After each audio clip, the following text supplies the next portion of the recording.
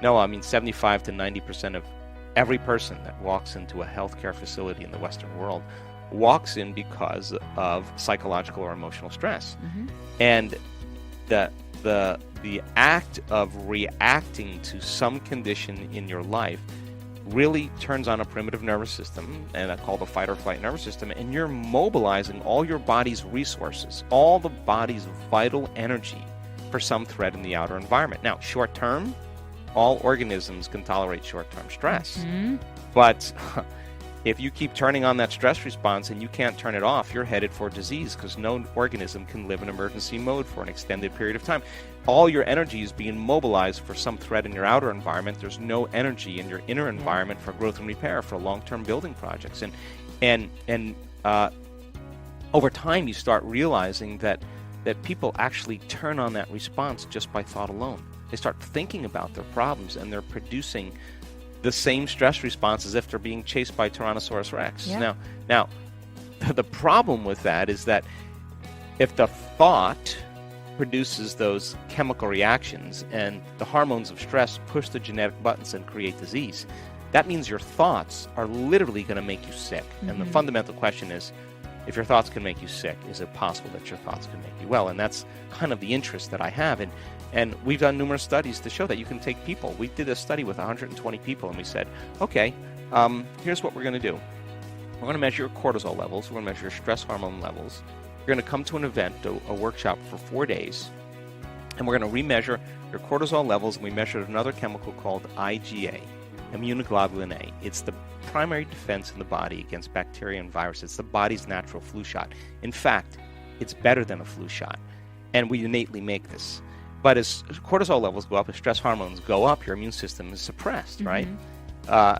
So we said, okay, let's change the frustration, the anger, the impatience, the resentment, whatever the emotion is that's correlated with the hormones of stress, and let's do a heartfelt emotion. Let's do gratitude, appreciation, kindness, thankfulness, and let's start self-regulating. And we put heart rate monitors on them to make sure that they were doing that. At 10 minutes a day for 3 days in a row, right? 3 times a day. At the end of 3 days, 3.5 days, we remeasured everything.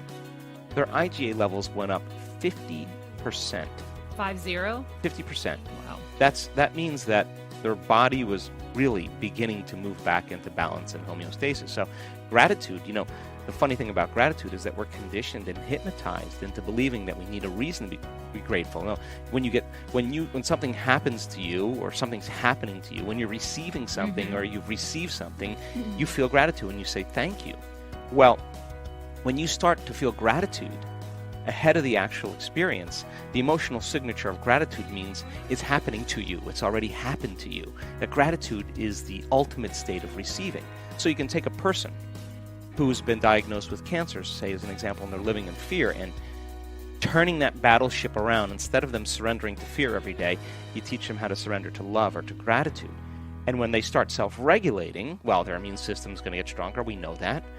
And at the same time, the thought of them getting better is going to make it into the body, because the thought it can be received by the feeling of gratitude, because the body's believing as the unconscious mind that it's in a state to receive, that something wonderful is happening to it. So you can begin to program the autonomic nervous system to work in a very different way, and it takes practice, but yes, it's entirely possible. And we measure this, and once you know the skill on how to do this, it's just like anything else. Like, once you know how to do it, you can do it with your eyes open as well as your eyes closed, and you can turn some of those very strong chemicals that we become like addicts. It's a drug. The arousal of the stress hormones.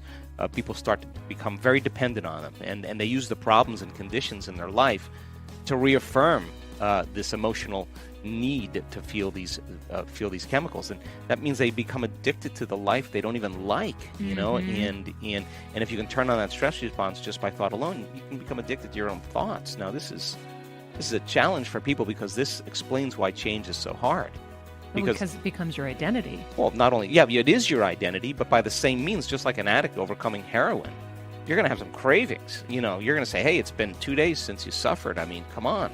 You get uncomfortable. The hardest part about change is not making the same choices you did the day before. And the moment you decide to make a different choice, get ready. It's going to be uncomfortable. It's going to be unfamiliar. It's going to be unpredictable. There's going to be some uncertainty.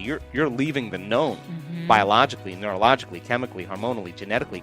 You're stepping into a river, to cross a river to become somebody else.